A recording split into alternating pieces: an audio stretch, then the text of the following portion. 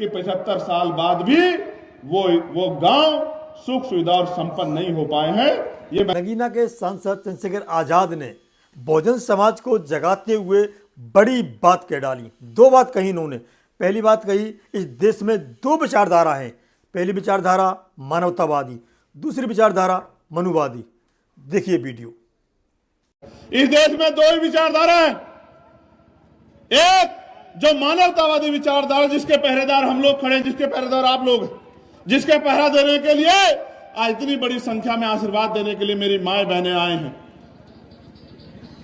और एक दूसरी विचारधारा जिसको हम गैर बराबरी पर आधारित मनुवादी विचारधारा कहते हैं, जो ऊंच नीच की बात करती है, जो छोटे बड़े की बात करती है, जो ऊंचे नीचे की बात करती है, जो अमीर गरीब की बात करती है।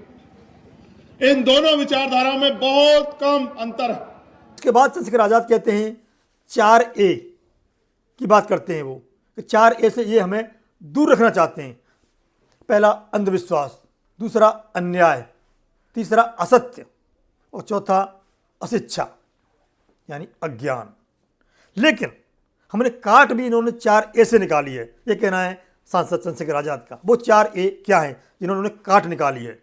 पहला अनुसूचित जनजाति, दूसरा अनुसूचित जाति, तीसरा अन्य पिछड़ा वर्ग और चौथा अल्पसंख्यक। देखिए वीडियो। एक विचारधारा 4A पे टिकी है। पहला है अंधविश्वास।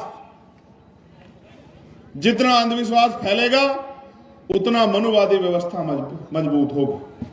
दूसरा वो अन्याय।